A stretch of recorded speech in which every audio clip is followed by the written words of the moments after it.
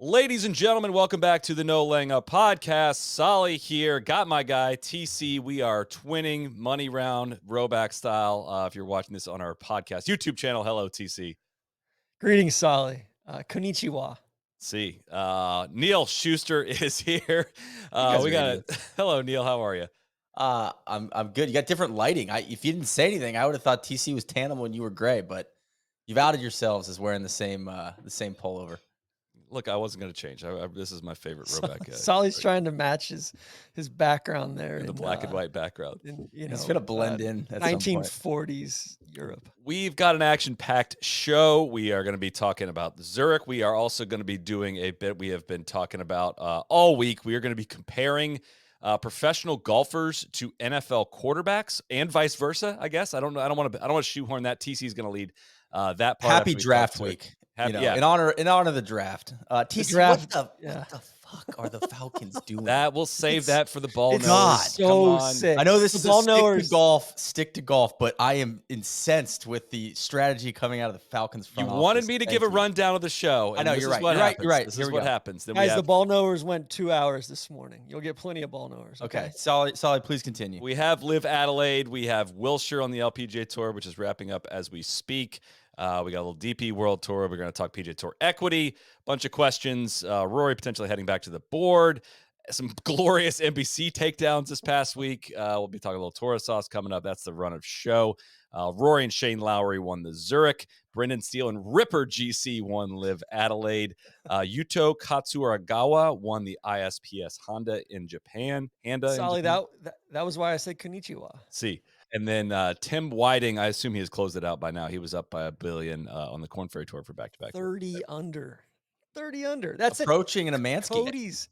That's at Cody's course, Texas Rangers Golf Club. And he's not the guy that shot 58 on the Corn Ferry Tour this past week. This episode is, of course, brought to you by our friends at Titleist and the new Vokey design SM10 wedges. Vokey wedges are the choice of more of the world's best players every week on the PGA Tour. This week at the Zurich, 55% of the gap, sand, and lob wedges in play were Vokeys. There are three main keys to great wedge play. The new SM10 wedges have been designed to improve performance in each area. Number one is shot versatility. Your swing's unique. It requires the right tools with 6 tour-proven grinds, included the newly added T grind, the most popular lob wedge grind on tour. The SM10 allows you to find your ideal setup of grinds to provide flawless contact and maximum versatility for everything the course demands. Number 2, distance and trajectory control. SM10 delivers a lower, more consistent flight to give you even more control with your approach play. And key number 3, maximum spin. Every SM10 groove is cut to the edge with Vokey's patented spin milled groove cutting process to provide a score line that delivers higher, more consistent spin wedge after wedge. Nothing does more to sharpen your short game like a fresh set of wedges that have been fit to your needs. So find the nearest Vokey fitter or use the online wedge selector tool to unlock the right SM10s for you at Vokey.com. Very, very important. I'm loving the SM10s. Real quick, yeah, I would just like to say that my 58-degree T grind SM10, probably top 3 favorite clubs I've ever owned. Like it's been a complete game changer for me. Out of the bunkers, off shitty Bermuda, off of firm fescue, and I haven't played it off of bent or rye yet, but we'll see. It's been awesome. Loving the SM10s. All right, guys, Zurich kind of crept up on us a little today. We weren't planning to open the show with it, but it's not our favorite event, not my favorite event. It was a sneaky good watch today. Rory, I do feel Rory's got to feel a little sheepish about this being his 25th win. In this format, in this field, don't you think? They shouldn't. It should not count towards his career win total. It's kind of Sam Sneady, if we're being honest. Agreed. Yeah.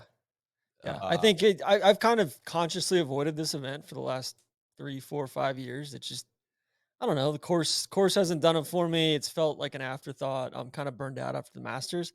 I watched a bunch of it today. A lot of it because I was on the pod tonight. A lot of it because Zach was in the hunt, and for whatever reason, the course was vibing with me. Kinda working. Yeah, and like I don't know. I love alt shot. I think alt shot's great. I think the 4 balls is whatever, but it just got me thinking of, man, like this should be one of the more fun big time events on the tour, and it should be a more limited field. It should be at a awesome classic golf course, and it should be like, prime time, or like, let's say you do 2 rounds or 3 rounds of stroke play and then you do a round of match play, like it should feel bigger than it is, right? It's the one team event they do all year. And I think you could see it at the end there with Lowry and Rory. Those guys, like, that was fun for them. Yeah. Right. And it was fun. You can tell that like the European Ryder Cup team, they like there were more of those guys on like, potential players on the European side playing in this event this week. And it should be more of a like year to year big event, and it's not. And so, but that said, like it was entertaining golf today, which was more than I could say for previous years. Right. And I would also say, watching in years past, Xander, Cantlay looked like they were having fun when they won. Cam and Leishman, it seems like everybody kind of comes away with it. That's has a good experience in playing more team golf. But I agree with you, TC. Like, it could be more iconic. They could pour some gas on it. They could be more thoughtful about it, I guess, is the argument you're making. I do want to make a point about Rory.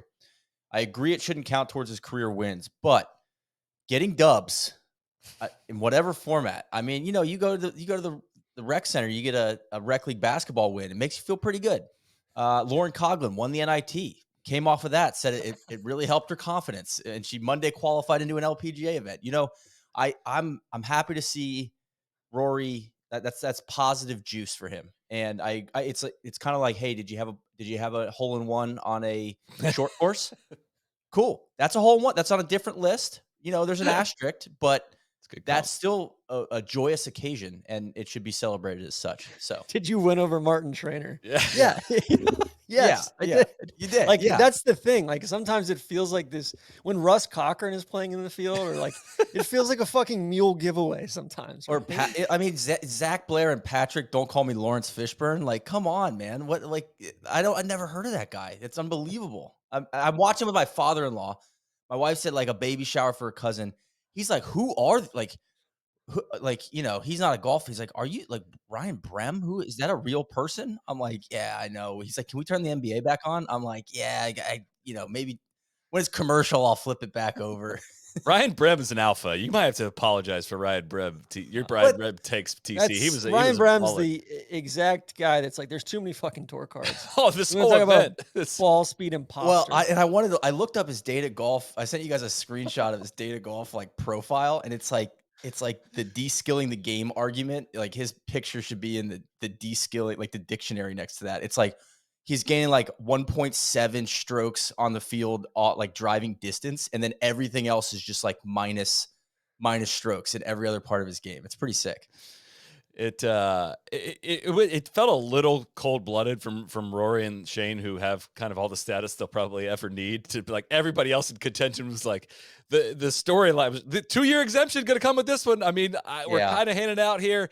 It always feels like such a backhanded compliment or backhanded comment when they say like how big the 2-year exemption is going to be for somebody. It's like, hey, you're not finishing the top whatever. Like, you have no shot here. Like, this is your one shot to be on this tour for 2 years. Every time I hear that, I laugh of like, yeah, I don't know if you're going to be out here in a couple years unless you win this tournament. There's a lot at stake right here. And yeah, dude, Martin Trainer has the weirdest golf career I've ever seen. I quizzed you guys on this already, so you're going to know it. He's played 136 events in his career. He's made 38 cuts. He's missed 98 cuts out of 136 events. He had at no point has he ever had a 50-round moving average of scores that's above average or even average. At no point, even like a little snippet of his career, even a 25-round moving average, no 25-round stretch has he ever played at tour average or better in a 10-plus year career. Yet he has won on the PGA Tour, and he almost won again. He's won twice on the Korn Ferry Tour as well. The weirdest golfer I've ever come across. We had our Slack there was cracking me up today. We first off, we used to have the Trainer Act, which was in our season-long betting game. TC kept counting his nuggets wrong, so we were like, there's a Trainer rule that if he miscounted his plays, he had to bet all 100 nuggets on Martin Trainer next week, which is so sweet. And it was the next week turned out to be the Puerto Rico Open. He almost won it. And then we're calling him he's like a venture capitalist, where he's like, yeah, there's just a lot of like, it's asymmetrical returns. That's all he's searching for. He's got a lot of write-offs, man. A lot of miscuts, a lot of did not finish on that profile. But God, I don't know, man. There's not a lot of swag there. That last playoff hole was tough to watch. They The shot chip and then the 63 putt. today, though. Him and Chad Reed shot 63. I was gonna say that was one of that's probably one of the best rounds on the PGA Tour this year.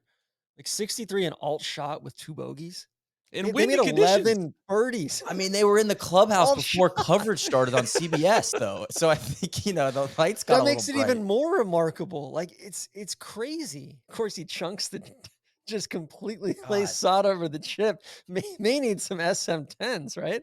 It was, I don't know. I was weirdly captivated by it today. There's guys like Bren. Like Bren almost made a fucking hole in one on a par 4 that's not supposed to be drivable. Even. There's, It's a weird TC, day. like I was Hubbard was disappointed. putting so poorly. Zach was putting really poorly. It's really weird when I would consider Zach like one of my really good friends, one of my best friends. And it's really weird when you see that juxtaposed with like, oh man, you know what? Like this is kind of a get out of jail free card. Like Zach played really well, almost like, top 3 or 4 at the Hartford event last year. Keeps his card. His wife gave birth like 6 or 7 days ago to their daughter, and he's playing this week with Fishburne. Fishburne melts the ball, but like he had a few down the stretch that were just off the planet. Right, Zach couldn't make a putt. Fishburne hit an unbelievable shot into the par 5 7th, his second shot in there, and Zach missed the putt, and then Zach rinsed it on 9, and he was just like, man, I was aiming like right of that green and got a gust. He hits a draw anyway and turned it over. And, they make double there. They made double on 17. When it becomes personal, these events seem to mean more of like, oh my God, like my friend, like he's all right. There's $1 million per guy or $1.2 million per guy on the line here. Plus, if he wins this, he has a 2-year exemption after this. Plus, that's going to free him up to just free ride. And like he can Hey, on basically swing 5, baby. push his chips in. Yeah. So I told him, I said, Zach, like nobody wants to see you play Quail Hollow in a couple weeks because like that's not a good course for you. So that's the upside here. You're not winning the Aon Swing 5. You're into, you're back but like he needs to get in the top 100 or so to keep his card. But that's what I would say too, like TC, like the guys that we've been fortunate enough to get to know and have put themselves out there within our content, like, and have really endeared themselves to our community, Max Homa and Zach. Like it's really personal for us that, are friends with Zach, but also like for the audience, like they've been along this journey with him and a bunch of our guys along the way. That's I don't know, that there's something to that in terms of the whole community kind of rallying around somebody on a Sunday, which we felt it. It's also really cool to see like Zach's hitting a 4-iron on the same hole that Rory's hitting a 7-iron. There's certain shots where I'm like, man, like this feels like me playing against Freddie, like my 7-year-old son in basketball sometimes. And Zach, he's just really good at golf. Like it's awesome. He didn't have it today, and I feel bad about that. But I mean, still a T4. Yeah. But yeah, I don't know. It's a weird event, man. It's there's some young guys. There was three sets of brothers in the field this week, like the Fitzpatricks, the Højgaards, and the Cooties were all in the field this week. I think the PGA Tour probably needs to do a better job of like setting up pairings and featured groups and stuff like that. Like why not pair up 2 sets of the brothers, right? Or there's all sorts of fun, weird stuff. Like Chris Gotterup and Austin Eckroat barely made the cut this week, finished top 10. Like it's a good place to watch guys like Davis Riley and Nick Hardy. There's young guys playing together. You see who kind of vibes off of one another. Team golf is cool, but there's just so much mediocrity mixed in with it. I think in this event where like, again, Russ Cochran, like I don't give a fuck about your 600 start. Like there's no difference between your 599 start and 600 start. It's a round There's number. no though. difference. No, it's a round number. Yeah, it's just like with who was the lady Podcasts a couple weeks ago. Yeah, right. Yeah, great. Shout out to K-Track. Who was the lady on the LPGA tour? Like she's going for 100, consecutive starts in majors, and it's like I don't care. Like earn it. Like don't ask for exemptions in. You got to earn it, right? It's weird because I think at one point I struggle with this because it seems like it either is a specific idea that we have suggested in the past, or seems like an idea we would suggest in the past of like, Zurich's got nothing for it. Why don't you make it a team event?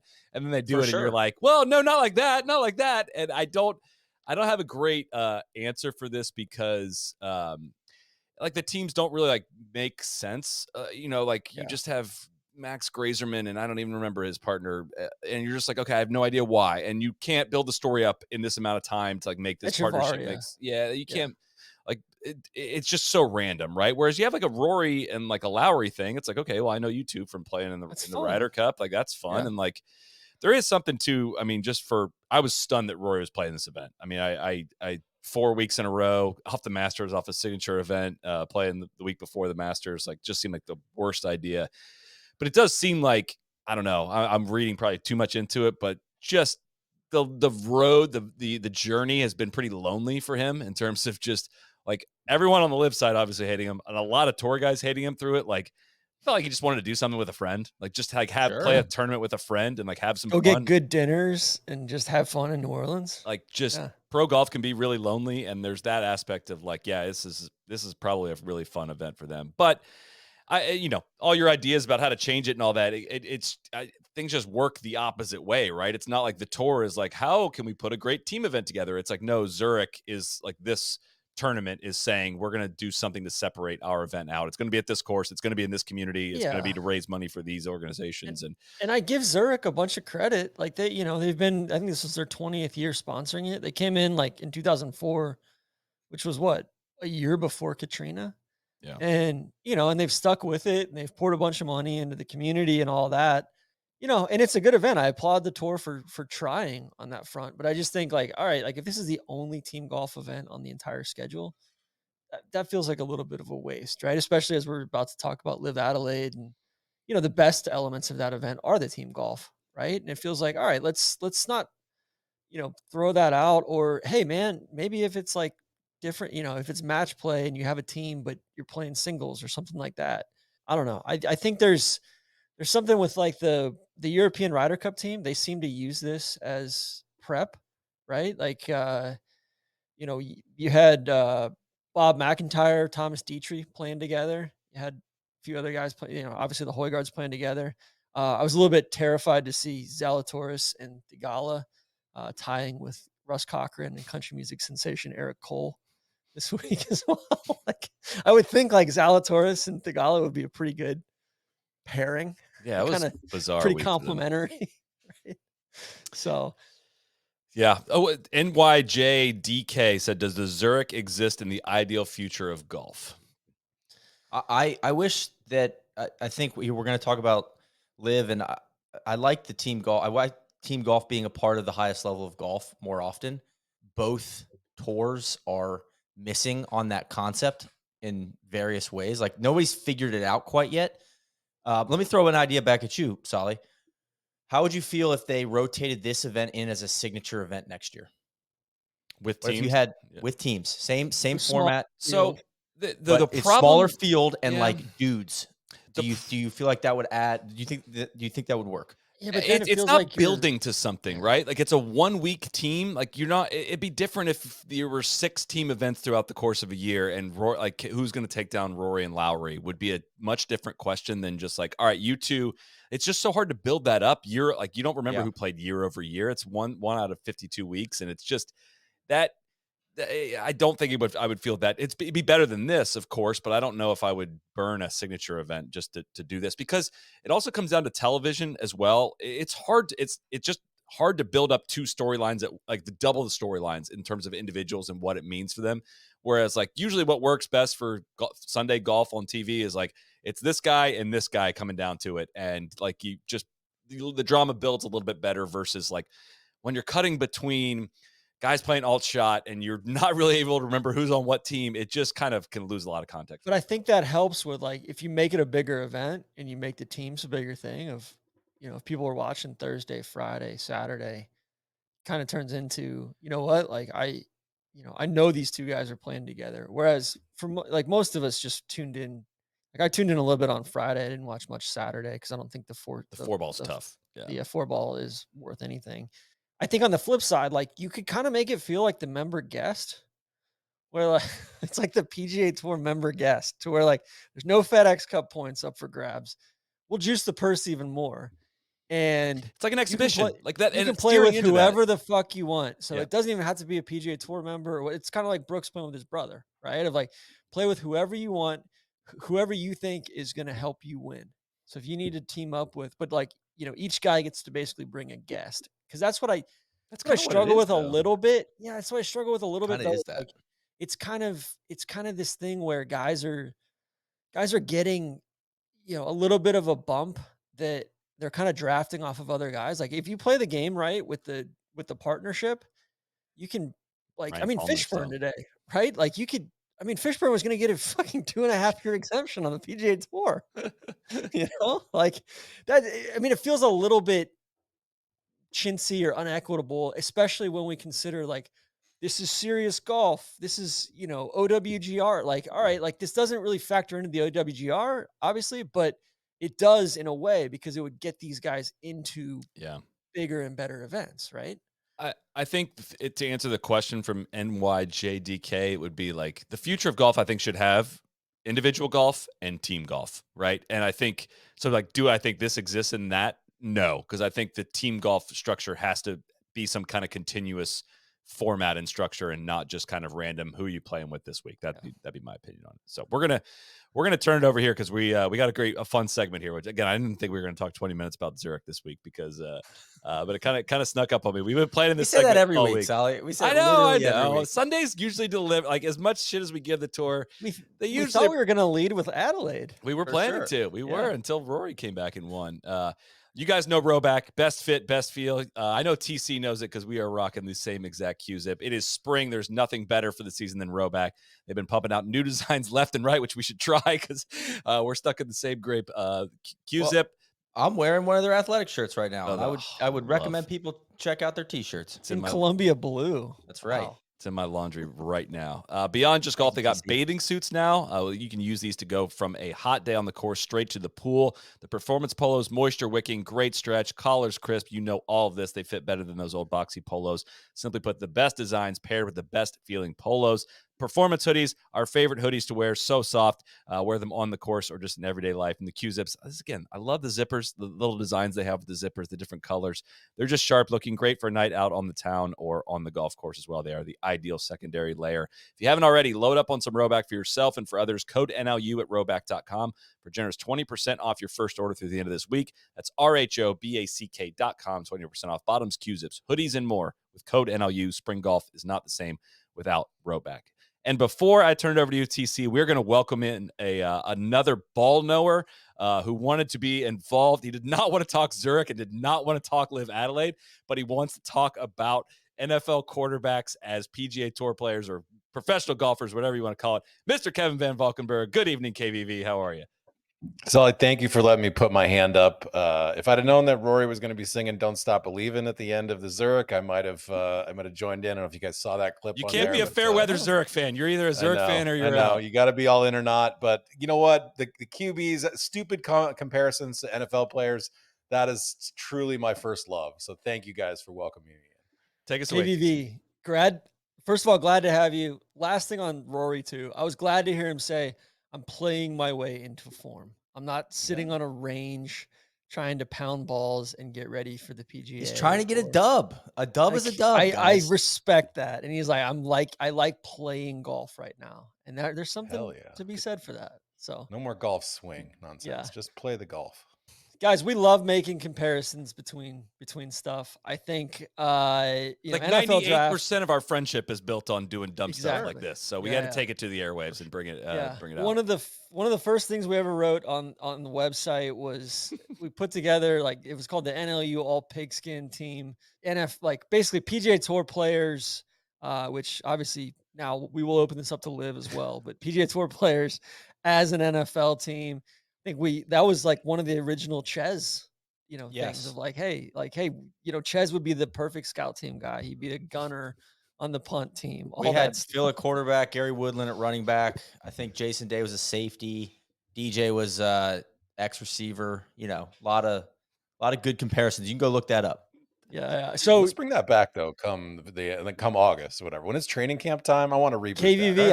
I've already got a draft sorted out. One of the things we struggle with is offensive linemen and interior defensive guys. We definitely have to run a 3-4. They got some but, development going on. I don't know. There's some guardians Lowry, out there. Yeah, we got Sepp You could put Straka, Sungjae on the Clem. line. Yeah. Sungjae could definitely. I think he could play guard. Yeah. That's for a different Brendan day. DeYoung needs to come back though. So okay, anyway. But today we are going to do basically current golfers or past golfers to NFL quarterbacks, current or past. No rules, just right. Outback style in honor of Torres Sauce season 9. I think the one that just kind of came off the tongue for me was Scotty Scheffler, Patrick Mahomes. Okay. You guys tell me if you agree or disagree. Well, make the case, TC. You got to make the case. I mean, so preface this. I think there's no Tiger comp, right? Yeah. I mean, I know that's my stance on this. So false. I think there's not one. Start there. Because your Tiger comp. Yeah. All right. I got a list. I'm going to just start throwing out names, take? guys. To me, prime Tiger Woods. So you can pick, I think, different eras for this stuff. I think you have to think about this in a specific way broadly. And I will say too, TC, one of the ways that we came up with this idea is that the Commanders took all the top QBs to Top Golf. They had, they wanted to see what kind of golf swings they had. So I thought it'd be a natural comp for this. To me, Patrick Mahomes is prime Tiger Woods. All right. Probably already the GOAT, even though he doesn't have the most hardware. Deep down, kind of a cornball, kind of a nerd. Shows up to work with sunglasses. A problem. He had a problematic dad who sounds outlandish things all the time. If you want to avoid discussing murky moral arguments, don't Google his last name and DUIs. But truly, like the guy who can do anything and everything out there. All right. So that to me, T-Dubs, Patrick Mahomes, end of argument. Okay. That's a strong case. I like that. I don't like that for Cheyenne Woods. With the Jackson Mahomes comp there. Yeah. Well, I had Scotty as Mahomes as far as current guys, just because Mahomes throws that awkward arm angle. He's got some crazy footwork going on. He seems like he could have GOAT tendencies. I'm not sure he's there yet. He's the current best in the league by a pretty wide margin right now.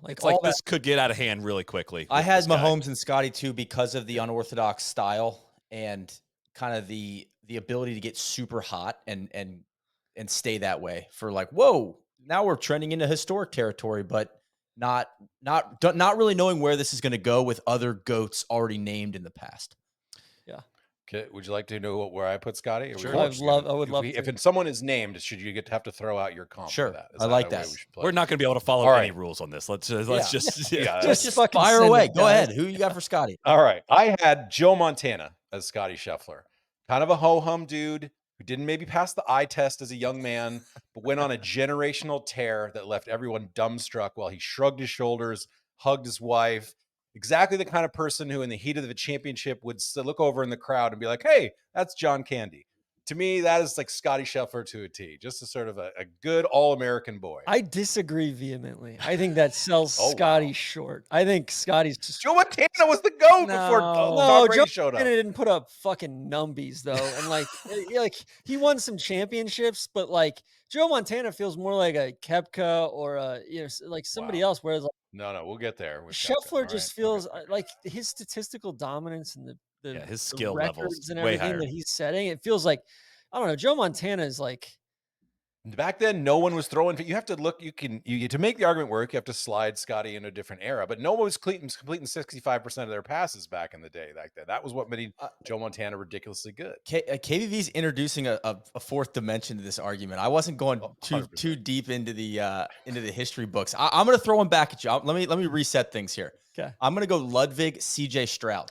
I think we're all going to have this one. Was not number one. TC Takumi Kanaya, shout out. It was not number one. No, not taking number one. He did Nakajima as well.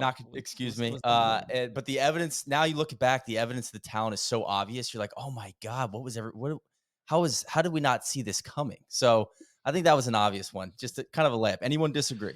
kind of a Texan. Well, it's like incredible start to the career, incredible Babyface, talent. both of them. Like, hasn't won anything Still yet, hasn't won anything. but like might be the second best in the league already. Yeah. And we don't really fully know it until we see another year. But like that is TC was on the block for both early. He was a big Stroud guy. I was, despite my I know. aversion to Ohio State quarterbacks. I was like, you know what? Look. I'm going to set that aside. Stroud's a fucking killer. Thank you. All right. I'm going to take Rory here, guys, and I don't think you guys are going to like it or agree, but I don't care. I think he's Peyton Manning.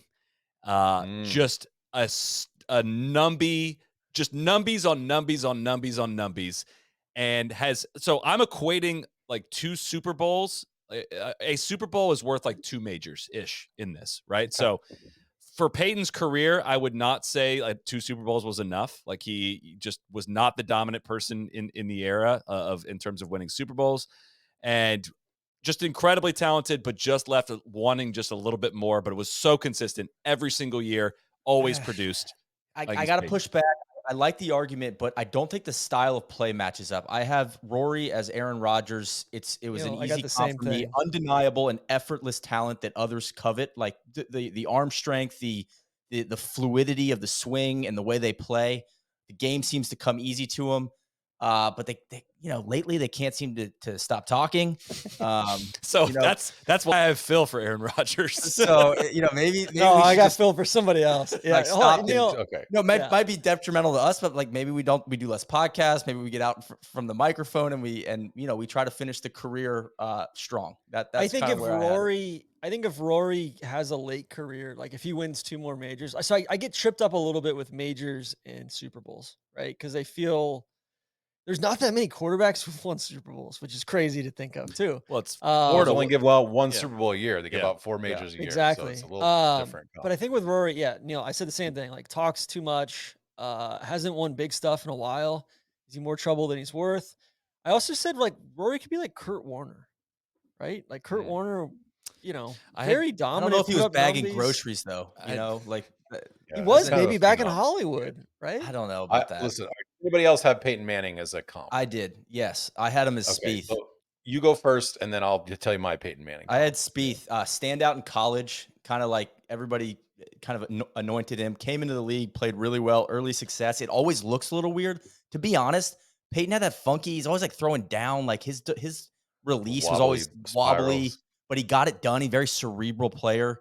Very thoughtful and over prepared, overthinking things, and then kind of some late career injuries. Like we're a little worried about Spieth and his wrist. I mean, Peyton doesn't have a neck anymore. So I don't know. That's where that broke down for me though. Peyton was always in charge, and Spieth is never in charge. He's just never never in control of the situation. Yeah, he's never in control. Okay, I think I got the one here. Peyton Manning is Phil Mickelson. Gifted comedian with a penchant for overthinking every situation. Late career accomplishments overshadowed the fact that in the early part of his career, he repeatedly gagged under pressure. Almost certainly has paid to make scandals go away privately. All right, so KBB, I had Phil as Brett Favre, right? That was kind of a lazy comp. That's decent. I had the same thing. I said absolute gunslinger, horn dog, did it his own way, disgraced himself toward the end, probably taking advantage of poor people. I thought that one was too easy. Stuff. Oh my God. It was a fucking layup. I hate God, that's so much better than my Favre. Who was your Favre? All right, someone else throwing out. Spieth. I hate it already. I mean, like more style of play. It's style of play. It's not on field or off field at all. It's just like incredible talent, incredible big moments. When he's got it going, it's like there's maybe nobody more exciting, but also just does some of the dumbest possible shit. Always trying to throw it into traffic, throwing back across the field when you're rolling out the wrong way. That was what reminded me of Favre. See, I've got Spieth as Purdy.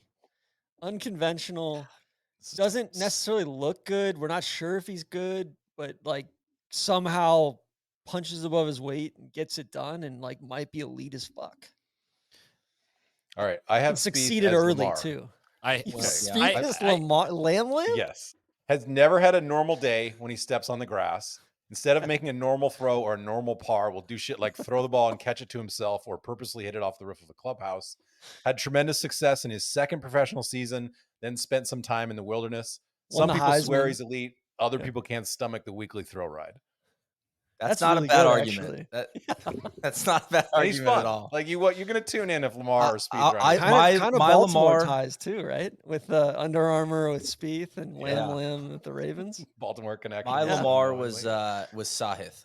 Okay. That was mine too. Great highlights, exceeding expectations. Though everybody thought Lamar needed to switch positions, a little reckless, and kind of wondering when we're going to take the next leap and maybe polish things up and win something. Yeah. That would be my Josh Allen, as I had as Sahith, a true Okay. YOLO guy. Oh, You have to love kind of that. I ride didn't the even think of lightning if that. you're a fan. Yeah. Sometimes it's going to do fun bonker shit. Sometimes going to like purposely hit shanks and mega eject. That's really good. My Josh Allen is Xander. Just very, very talented. I've got the opposite. A ton of production. Gets tantalizingly close. And in the biggest moments in the playoffs, just does dumb shit and does not win the big ones. Yeah, but Okay. Xander feels always in control, whereas Josh Allen Yeah. feels always like on the edge of his seat. On the edge. I had Rom as Josh Allen. Absolute units, overpowering talent. Looks unstoppable when it's going well, but sometimes it just looks really, really off, and they look like they're just not they're just mentally not in it. Guys, That's I had pretty good. Rom as Roethlisberger, like kind of guardy, just kind of like guardy, overweight, but like just like under the pump, gets it done. Like he's a gamer, he's scrappy, he punches above his weight, even though he's one of the best, like most talented dudes in the league. And when you're behind, you're not catching it. Like, See, that's what I thought. I thought Brooks and Roethlisberger was a layup. Kind of like okay. I think I got a good one for Brooks. I had Brooks as TB12. Same. Oh, no way. Whoa. Goodness gracious. Whoa, I'm out on that. Brooks is John Elway. Okay, I think Neil. I don't think you may even expand the board. Different eras here. Everyone agrees that he's an all-time great. My least favorite athlete. Sorry to interrupt, but I just want future generations are going to look at his regular season accomplishments and argue that he was mediocre. It was sort of a you had to be there situation. John Elway, Brooks always had a zin in his lower lip. Physically gifted freak who loves to tell you that he could have been a professional baseball player in another life. Okay, that's good.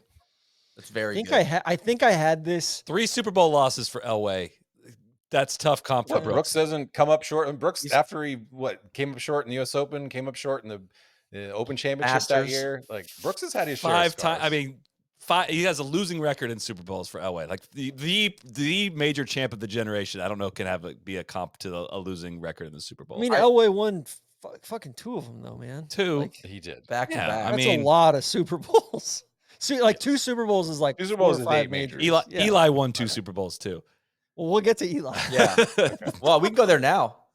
Yeah, I got Eli. I got JT and Eli. Boom. TC, me too. I was like, you know what? I'm not sure why. That's good. I'm getting Vanilla Vic, Daniel Jones vibes from JT, but that just keeps springing to mind. But I think that's leading me to Eli. JT has like perpetual resting bitch face, just like Eli did.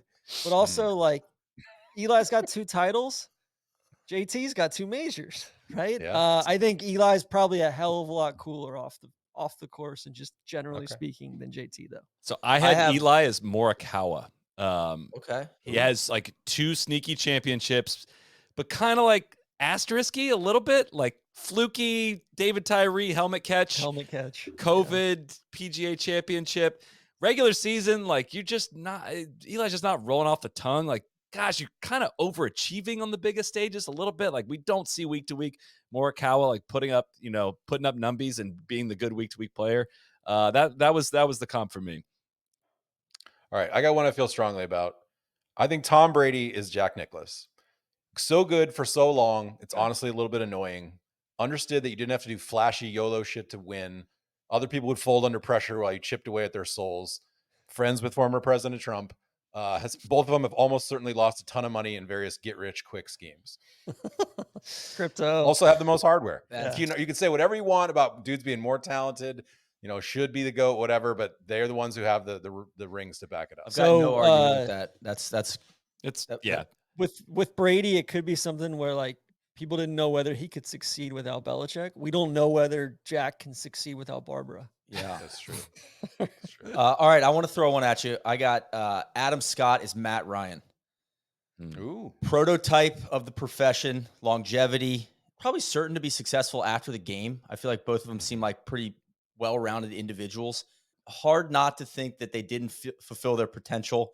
And then, of course, like 28-3 is kind of like the British Open 4-bogey finish. Just kind of some stuff where you're like, damn, dude, like a little bit of wasted talent there. And looked like a pro golfer and a quarterback. Those two guys are like the prototypes. He was my backup for Xander, Matt Ryan. Like that was another Xander comp for me. That's a fair one, I think. He's got so much more, I don't know, style. I have Xander as Justin Herbert. Like you just don't know if he's got that dog in him. Me like too. All the tools are there. Analytics love him. No. Analytics love Southern Herbert. No. Herbert is phenol. Prodigious talent. I've got the data boys. I've got Solly and Ruiz telling me how good they are, and you got to look at the advanced stats. You got to look at the stroke gained. He's unbelievable, but he hasn't won shit. He's won 6 times. We've been over this. Nothing big. Yeah, he won the Northern Trust, a playoff event. Wow, that's like hanging the banner for literally the 50 best players in the world were at that tournament. What are you guys talking about? Honestly, Ruiz. We have Ruiz on the podcast. Here he is. KVV. The only thing that would keep me from saying Xander with Justin Herbert is Justin Herbert hasn't gotten as far as Xander has. Thank you. In big moments as well. So I feel like the phenol thing might be a little bit offensive towards Justin Herbert, but I don't have a problem with that at all. I had Luke Donald as Matt Ryan, borderline elite for a period of time, kind of plays within himself, doesn't have like a power game at all. Got it done more with precision, classy, understated.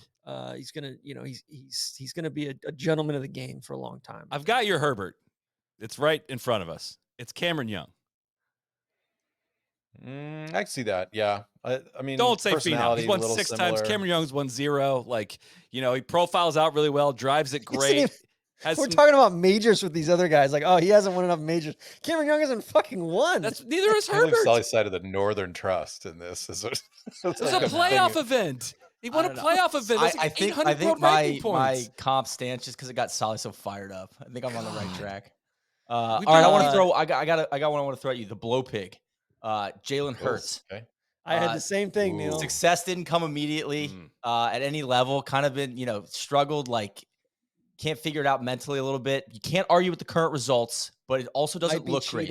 The mega cut equals the tush push. Kind of the oh yeah, right. Just kind of doing it in a way that you're like, oh well, yeah, that's kind of mashing down on the grass behind the ball. It feels like taking advantage of the current rules. Yes, like maybe you wish that things were different, but they are what they are. So and production is production, and he's balling out. Okay. And his teammates seem to like him a lot. You guys tell me when to stop here, real quick. The field of the 2021 Northern Trust: John Rahm, Dustin Johnson, Colin Morikawa, Xander Schauffele, Justin Thomas, Bryson DeChambeau, Brooks Koepka, Patrick Cantlay, Harris English, Abraham Answer, Jordan Spieth, Tyrrell Hatton, Victor Hovland, Roy McIlroy. It's like a Ruiz sermon. Yeah, you're going down the leaderboard. Yeah, his production on third down is unbelievable. Oh my god! He won the fucking tournament. All right. I got another one. Yeah. TC, you like this one? Dak is Patrick Cantlay, regular season performer with a weird hairline who makes him look 10 years older than he really is. Postseason record is abysmal. Might be a compiler. You know what? I had Cantlay as Derek Carr, but I like the Dak comparison as Dak's well. Better. He just keeps hoovering up money, and we just Dak's can't a top figure 10 out. quarterback in the regular season. I think that's Patrick Cantlay is absolutely a top 10 player in the regular season. So Dak brings me to Fleetwood, because I said Fleetwood. Who's Fleetwood? This is he Dak? Is he Kirk Cousins? He's very objectively good, but not sure if you can win the big one with him. I'm not talking personally. I'm talking about you guys. Sure. Puts up numbies. Could also be Romo as well. Like Fleetwood could be Romo. You're getting closer, TC, but I got a different name for you. I got a really big compliment for him. I got Phillip Rivers. Now, Phillip Rivers. I got Furyk as Rivers. Phillip Rivers is phenol. The kids, come on, guys! Like that is the one right there. Yeah, okay. That's a good one. I could get down with that for phenol. I got Furyk just because like longevity, like won a shitload of games, won a shitload of tournaments. I know Furyk won. Can I give you Breeze for Furyk?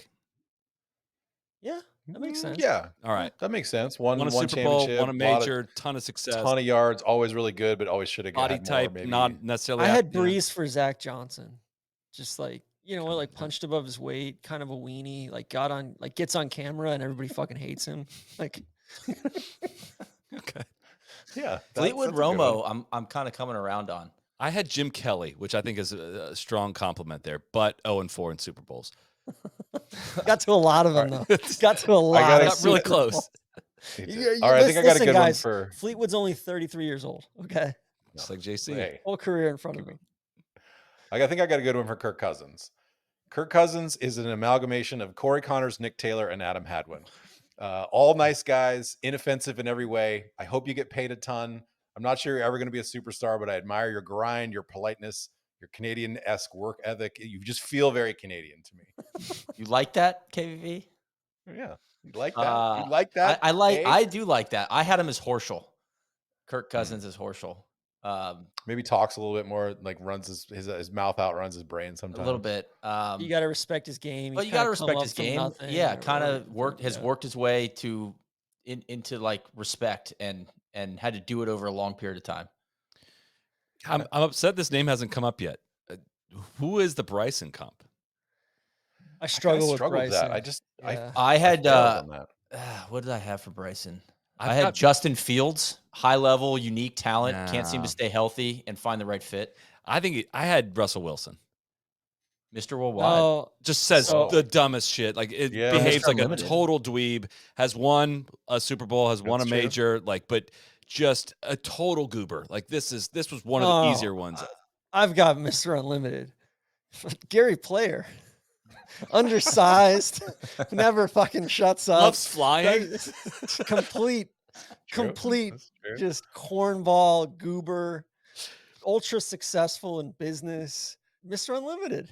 That's Okay. Gary Player. I still don't understand the Russell Wilson, the viral whatever TikTok or whatever it was that like all the things that he loves, and it was like the first three things are like family, football, faith, and then the fourth one is flying. Like the flying gets up there with family, football, and faith. Like how much And do you he's have not to a love pilot flying? He's either, not right? a pilot.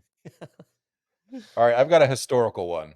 Okay. I'm going to go Arnold Palmer is Joe Namath, the original Mr. Steal Your Girl, kind of responsible for building the whole league when you think about it. Refused to lay up or check down, could smoke a cigarette, flirt with a reporter, win a trophy, cut a commercial, have a drink, all in a day's work.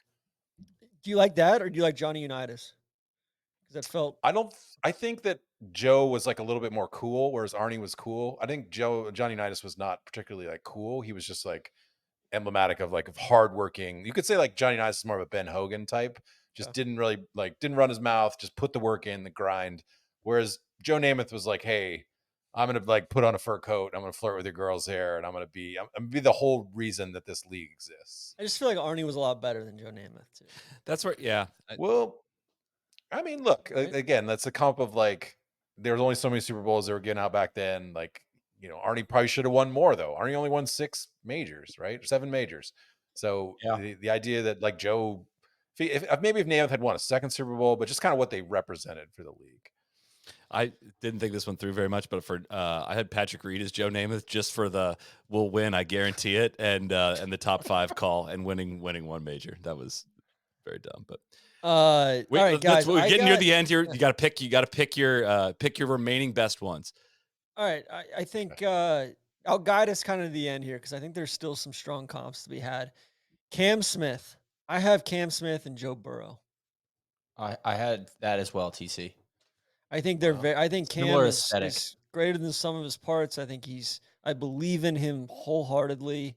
I think Joe's probably a little bit more dedicated to his craft. But I think when Cam wants to be dedicated to his craft, he wins on the biggest stages. He's maybe not the most physically talented currently, but he's punching above his weight, and I don't know. I think there's something there. That's one of the reasons that this entire debate was set off because Solly compared Joe Burrow to Justin Herbert or Xander, you guys you said compare you try to do Xander- Xander like Herbert. Xander to Herbert or to a Burrow. You said, and it was like no, like that's offensive. That's not good at all. It was, Yeah, that was on the that one spot. doesn't work. It's closer than Herbert though. I'll stand with that. Okay. All right. Last couple that I had, Dan Marino is Greg Norman. defined more by what he love didn't do that. than what he did. All-time talented dude who for some reason couldn't put it together. Kind of sometimes comes across as a bitter weirdo, but truly like a one all-time skill. Okay. Let's see here. Adam Scott, I had him as Jimmy G. Very Ooh. pretty. Yeah. You know, he's won a lot, but you kind of wonder, all right, like, is there enough substance there? I've got Webb as Andy Dalton, the Red Rifle. That works. Yeah. I've got Bubba as Cam Newton. Ooh, I kind of love that. I had Bubba as Jameis, but I don't think that. I think Cam Newton's better. I only have. All right. Any finals? I had Brian Harmon, either Tua or Kyler Murray, just both a lefty and a height joke there. Patrick Harrington for Kurt Warner, of just like a short stint heater. Could have had Duvall in there too for Kurt Warner, of just like very, very proficient, gobbling him up in a very short period of time. I think Harrington's great because it's kind of late career, like older when the success comes. Nick Dunlap, Bryce Young, you know, just going through it right now. Just don't know about this. Don't know about this. And Cam Champ was Justin Fields for me. Okay, that I can get behind. I've got one last one. I think it's the easiest. Team Rose is Flacco. That's great. That's really good. Enough said. Yeah. I've got Matt Wolf as Deshaun Watson. Shout out to KVV for this one. Possible malcontent, possibly an idiot. But I also Todd Marinovich could also be an option as well. I've got Max as Jared Goff, Southern California guy. Yeah. Everybody, or I think Goff's from Northern California, but everybody kind of wrote him off early in his career, and he's back and he looks the part. He has the tools. Future looks promising, and people seem to love him. I had him. I had Burrow for Max. I didn't fully think it through, but just swag, like the relationship he has with fans and the swag is not quite the same, but he's popular. Both popular players. The last few that I had were I had Alejandro Tosti is Baker Mayfield, short temper, short guy, Johnny Manziel, power, being kind of an elf, bouncing around all the time. You're down the leaderboard here. Yeah. The all-time, I had Tom Watson as Aaron Rodgers, like Hall of Fame start to his career, constantly praised for his smarts. Turned out maybe he wasn't that smart. Maybe got poisoned by the internet a little bit. Hey Siri. Hey Siri. Is Robert F. Kennedy a legitimate candidate? Hovland. I had Hovland as Trevor Lawrence. Kind of in the wilderness at the moment. Ultra talented, works hard, sky's the limit, but not sure if he's got it. He's great. Your Watson cracks me up, dude. Hey Siri. All right, I think we got to move towards. Can you guys get down with that or not? Yeah, that's great. We got to move on. We're good. We're good. I got two. I got three more. Charles Howell III as Charlie Whitehurst because he's just made tens of $1 millions just hanging around. Yeah. Tom Kim is RG3, just a complete fraud. Came on the scene, everybody loved him, but now he turns into a complete fraud. That's a good one. And, might have faked yeah, exactly. And Jason Kokrak, Jeff George, just kind of a doofus. I love that. All right, Kevin, we're going to say farewell to you. Thank you for joining us on this Sunday evening. Siri. And it was so long, Siri. Siri, play me off stage. Thank you. All right, No Leg Up is sponsored by FanDuel. Whether you're playing golf or betting on it, there's nothing worse than the first tee jitters. But with FanDuel, you can crush your first bet off the tee because right now, new customers get $150 in bonus bets guaranteed with any $5 bet. That's $150, win or lose.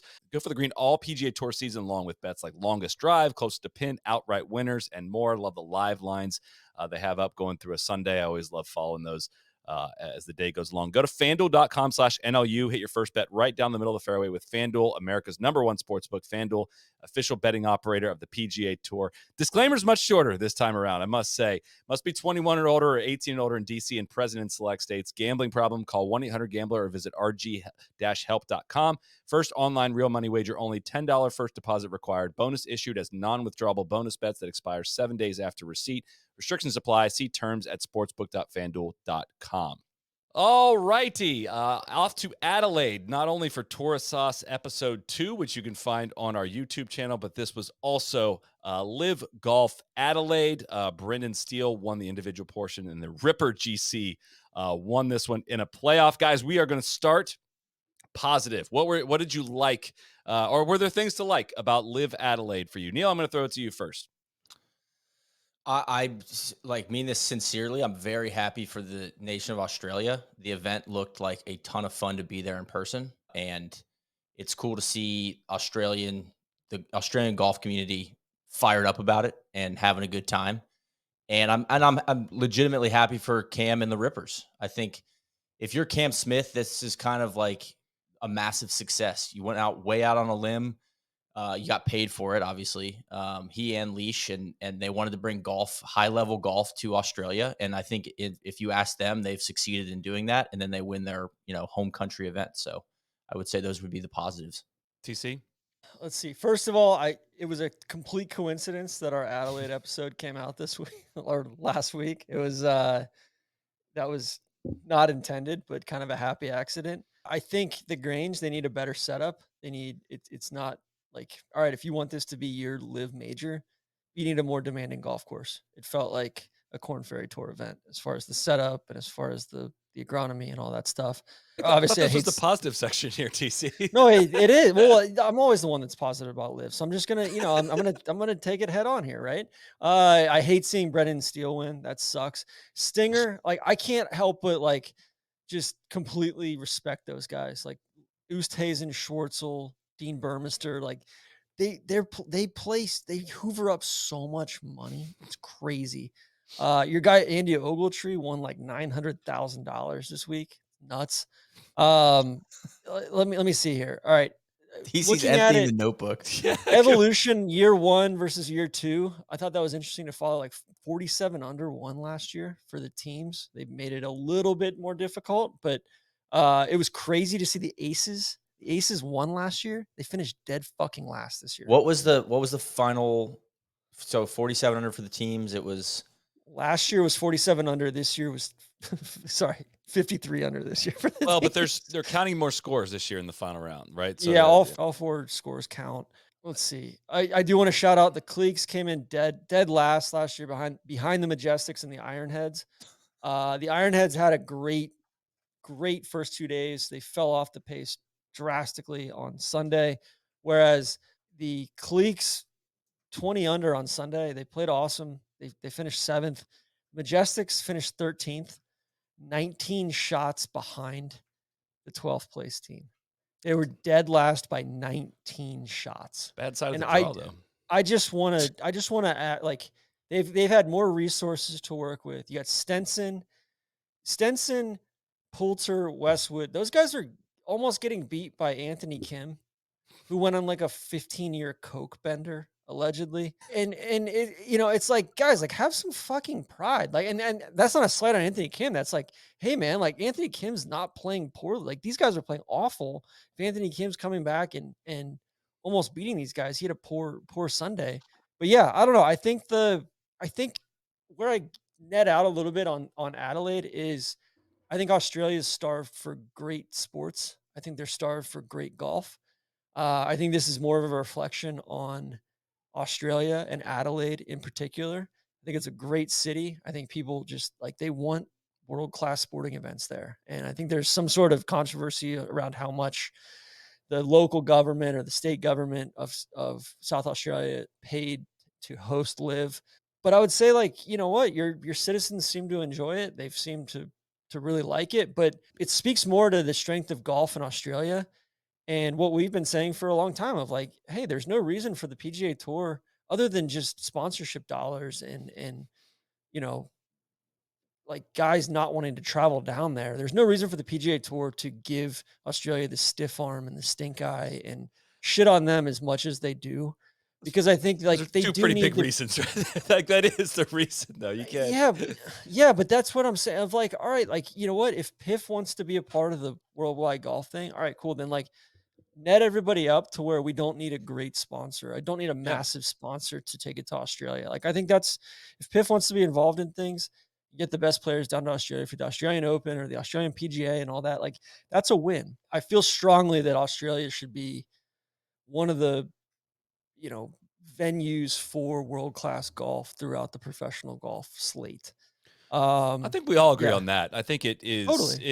it's more complicated when there isn't a Saudi prince paying for it, right? That's been the hook of the whole thing. And I think like But Solly, I think we're past that point now where like there's going to be a Saudi prince paying for it one way or another. it should be in the So, future yeah. ecosystem 100%. Like the reason why it hasn't been is relatively obvious, right? And I know it's like it's not either or, right? It's not a lot of people in Australia love LIV Golf simply because they have this 1 3-day event that's there. And like, that's your right and your prerogative, right?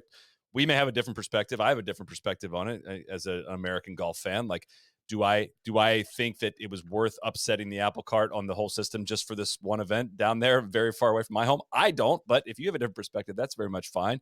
I think it is also it's not one of these things where we've never said like everything that LIV touches is a bad thing, right? If you like on a really micro, like small, narrowed in thing, this event serves a golf hungry audience, like, and looks like a whole hell of a lot of fun. Like if I was 25 years old and had no idea what the hell was going on in the golf world and that fell on my doorstep, I would absolutely be out there slamming beers and having fun. Like it's an outdoor festival. There's a concert. Like as a fan of competitive golf, do I think that's like the way that I would love professional golf to go? No, I don't. But like, that's not to say that a ton of people don't deserve that and really enjoy that event is one thing. And I think LaGrange looks pretty cool in terms of like, I mean, the Australian style of golf of bunkers cut into the greens, really cool slopes on the greens, really cool pins. I didn't not watch it live, but watch the highlights and like watching those shots come into 18, getting over that ridge and stopping back there. That was like some really good golf, like for the golf sicko stuff in there.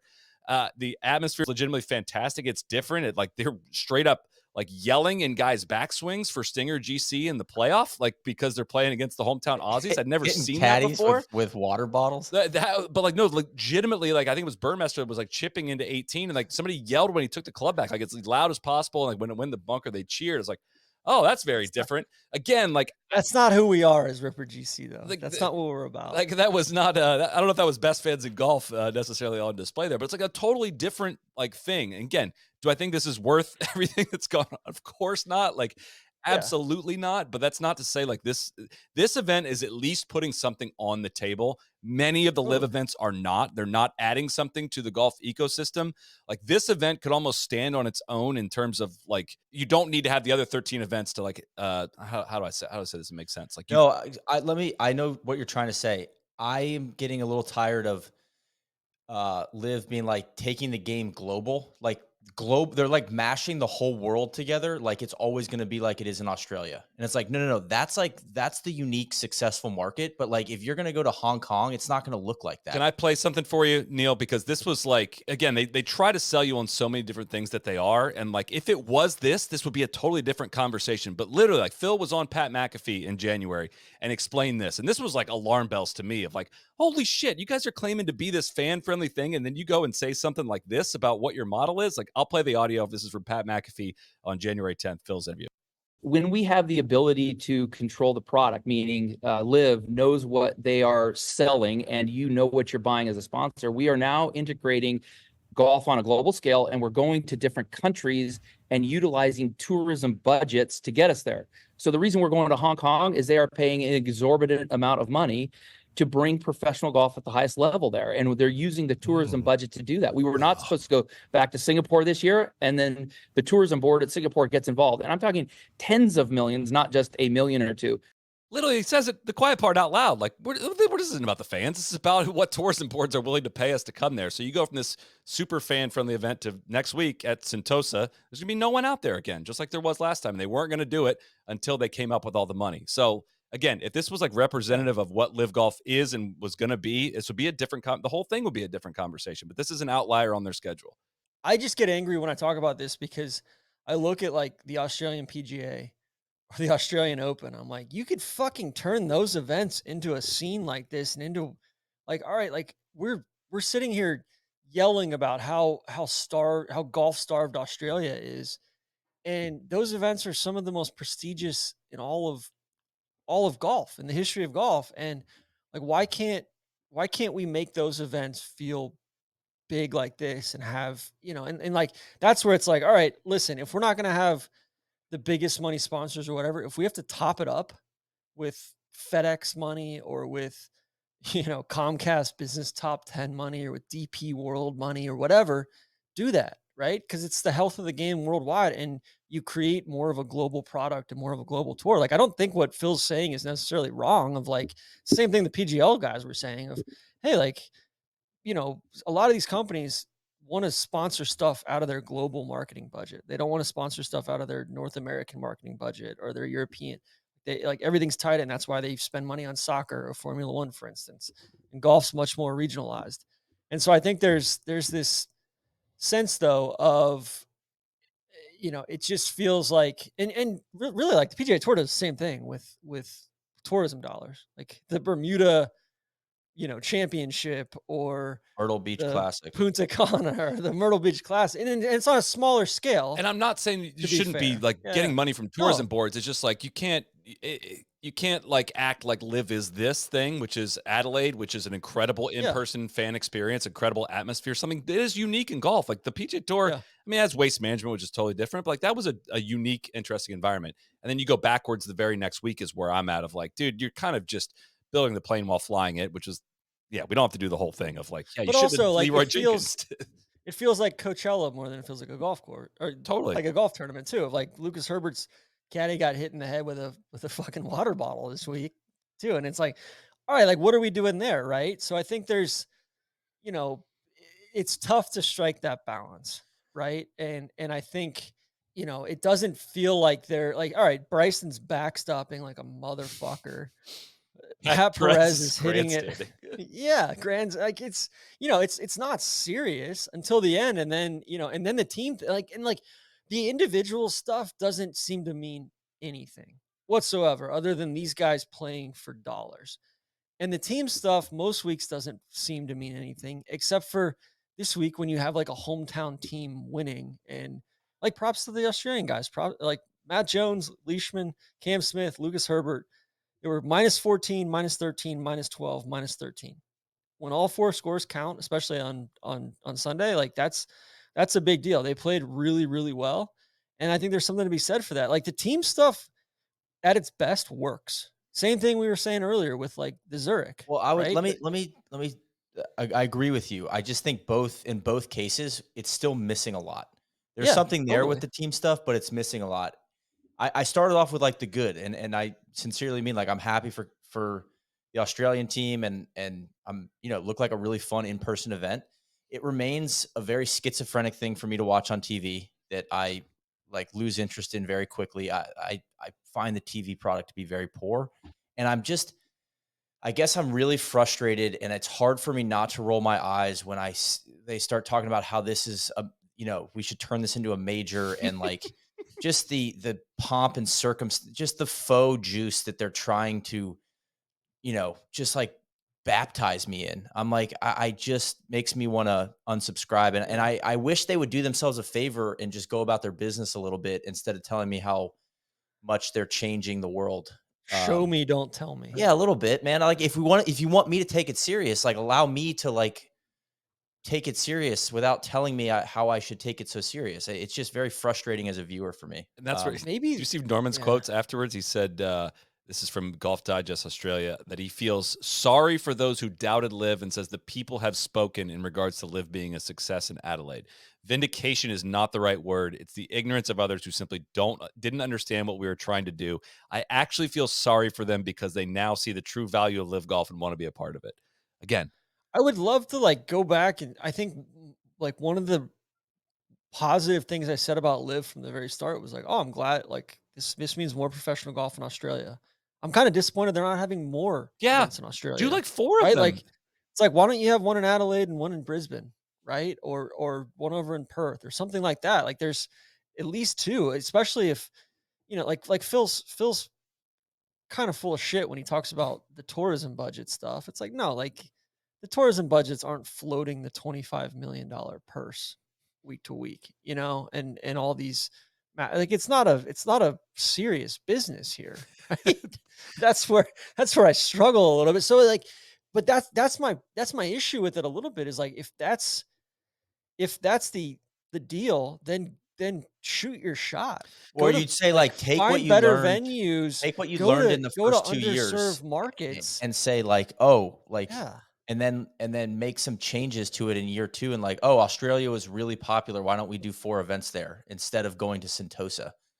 Or like, Maybe they're trying to prove some type I of mean, it was there is a Tulsa business. I don't last know. year or Las Vegas this year, and there's nobody there. It's like, all right, you know what? Like, figure out, all right, cool. In the US, the Pacific Northwest doesn't have any pro golf events. But can I pause? Or This is again. I know we've just said this too many times. We don't even want to say it anymore. But again, go back to the genesis and the like. It's not. It's a sports washing exercise, right? There's a reason they have so many U.S. events in the places they do. It's because they want to do business in the U.S. It's not because they want to create the best fan experience at all these places, right? They want to provide. They want to. The live golf, I still do not believe is the end game, right? I if they wanted to create the best worldwide golf product, the global golf product, they would not have as many events in the U.S. as they do, right? That's where like they lose me on like, yeah, then this standalone event works. Like I have no beefs with what just happened this past week. Still, how it fits into the whole 14 event schedule, like you're gonna lose me pretty quickly after this one.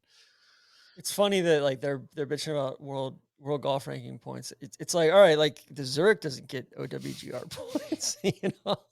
I don't know. I think there's something there with team golf, but yeah, this doesn't seem to be it. Or the best moments from Live have been team golf, and yet seemingly all of the money is going to the individual stuff, and the team golf stuff only comes out once or twice a year. Yeah, when there Right. is some type of like nationalistic thing. I mean, like if I was trying to consult for their business, I'd say like, is there a way for you to lean into like the nationalism of like the South American guys? Like that's when they seem to have the most juice is when they're Totally. going to these guys' home countries that are kind of have organized along some type of common either Dude, nationality. the fact that there's not like, how have they not gone into Mexico City and had an event I know, there for at real. Chapultepec or Buenos Aires or Santiago? Like the fact that they're not like, those are the places that I thought, or South Korea, like those are the places I thought that they were gonna, you know what, like this is where the game is gonna grow. Yeah. These are the emerging markets, and we're gonna go nuts here. And they haven't even tried to do that. It's crazy. Can I like Honestly, last the answer to that though is probably like where the Saudis like want to park their money and where they want to invest. Like, is it South America? I don't know. I don't know enough about global politics and the investing to like determine that answer. But again, the decisions are going to be driven more by that than they are like serving a golf market. Yeah, which it'd be lying if I said that didn't worry me. Even, like, okay, I'm not going to save the world. Like let me say I get over the sports washing thing. It still concerns me that if pro golf is run by a sovereign wealth fund that has ulterior motives other than identifying like, that doesn't exist to like have like to set up the best golfer in the world. You know what I'm saying? Like to set up an event that's like geared towards I'd putting argue on the best golf the product. tour is not perfect there either. Like No, they're not. 5 events in Yeah. Texas and really underserving a lot of market. You know Okay, what I mean? that's fair. You know, but I like, guess I go back to some of the governing bodies like the USGA, and I know we have our issues with them, but these organizations that kind of exist like solely for like, competition. golf. Which, competition. yeah, I think that's the other thing too, is like Golf Australia, like they've done a really poor job in Australia. They're part of the problem, right? Like they're part of the reason that golf in Australia is underserved from a professional standpoint too. It seems like they are hiring more serious people. Like they've hired the revenue person from the Philadelphia 76ers. They've hired, people that have worked at IMG pretty recently. Stuff like that. I think there's something there. We'll see what happens with the tours over the next 6 to 12 months. I was like, all right, if this stuff gets folded in, if everything I keep hearing is like the tour basically needs to string this out through 2024 to ensure that a lot of the guys that left don't get their status is expired by the end of this year. That's so So they worthy. have to requalify. Like that's how I don't know, tacky they're thinking in certain ways, right? And like it's still Monahan, right? It's still the same fuckers that got us into this mess. Yeah. But Anyways. yeah, I don't know. And also I think the tour, like the PGA Tour might be underselling itself a little bit too. Of you look at like, all right, let's say Zurich, one of the shittiest events on the PGA Tour schedule. You look at the closing scenes there. If they did the same shots and the the same same pictures. I know. social stuff 100%. and the same little tricks and sleights of the eye, you could and then had a big ass concert after the event, you could easily make that look like Live Adelaide. Yeah, like if they tied it in with Jazz Fest is going on in New Orleans right now. Yeah. You know, like if they Yeah. took a camera crew out there and was like, check out the after party. Which, you know what? Like, why not? Maybe they Yeah. should do that. I know. That's what. Can I say one thing though? Like, this last thing I'll say for Liv, and this maybe it's because I just became a father. Maybe I'm not the kid anymore. I can't. The shoey is disgusting. I can't. I look at like it kind of it's like revolting to me to chug a beer out of the shoe. I don't know. I feel like it. Does that make? Do you guys? Oh yeah. And now it's Okay. like sponsored too. Like everyone's drinking out of like I'm not even gonna say the name of the brand. It's like branded now. It's just like that's way too late to get late stage capitalism on or way too early to get this you know. Maybe no way. maybe it's too much information with how much my feet sweat. Oh yeah. That's what I think about. I'm just like, oh my god, dude, are you It's serious? gross. Yeah. Sorry, one more thing. I gotta shout out my cleats. Okay. again. Camden Sean said, will there be apologies for Martin Keimer's final round 65 to secure the 7th place finish for the Cleeks? No, like that's so stupid. Like that's the first good round Keimer shot all year. Like why He's should clutch, there be an gotta say. apology? 7th place finish. He's looking for sustainability out of the captain. Yeah, I mean Blandy had another top 20 finish. He's always top of the market. I was talking to a couple of guys out there. They said Blandy's wedge game is like everything that Blocky thinks his wedge game is. It's like truly world class. TC, Like, do you have the he's just standings? Really fucking do you have good. standings or live results in front of you at all? Please don't. I have a trivia question. So if you could please not. I don't. Okay. I don't. I can get them up though. Do you think okay? between the two of you, you think you can name all 13 teams in Live Golf? Yes. I know I can. Okay, go. Okay, the Ironheads, Okay, the Cleats, okay, the Majestics, okay. the Aces, Yep, the Ripper GC, yep, Los Fireballs, yep. Ooh. Legion 13. yeah, the Legion 13, Legion 23. Yep. Legion 23, the Contagion, If 4K. yeah, Torque. if you 4K. say a name twice, you're out. By the way, How many do we have so you have far? 5 remaining. Well, Neil said them all. I don't know. There isn't there. I can say wrong names. Smash. There's not a Niblix team, but there should be. There was. There used to be. Yeah. Yeah, Oh, they the were- Range Goats. Range The Range Goats. Goats. I see. Like now, I don't No, know. we're not. We're doing fine. We're doing fine. I just gotta High Flyers. Yeah. Flyers. Like I don't know if we've We got said. 3 I'm more. not sure. 2 more. 2 more. This is tough because I'm not sure if you said the Aces or not. I don't did. remember. You did I say said the Aces. Okay, so he did say the Aces. Okay. Stinger. Stinger. 1 team remaining.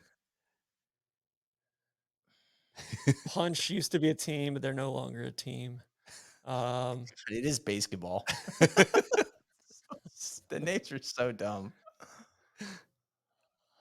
The Crushers. The Crushers. Got it. Yes. Yes. Oh, woo!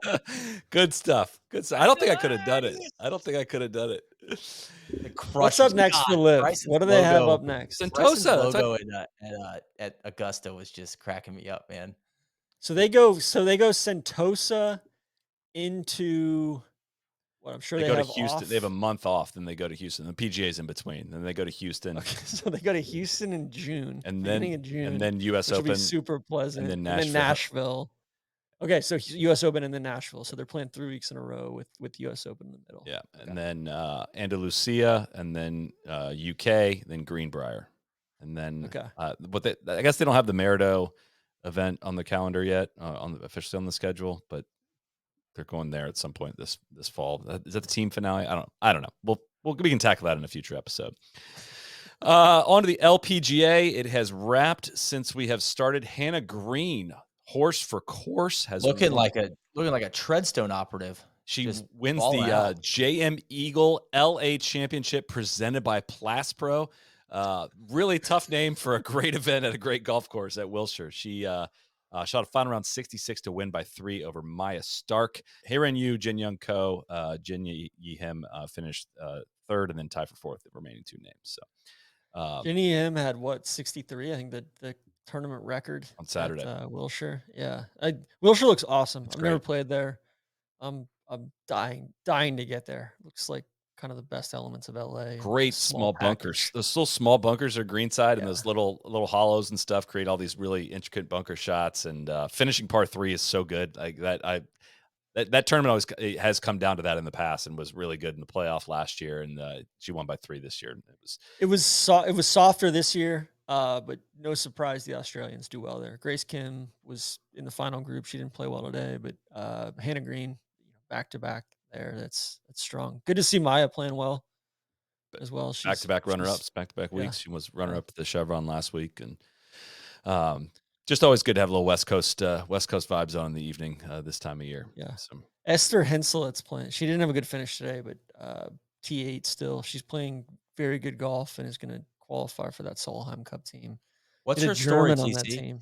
I don't really know. It's a good question. German. There's the Germans are always kind of mysterious when it comes to golf. So Yep, you I gotta need get a license. I need to learn more about her. Yeah, and then Charlie Hull continues to.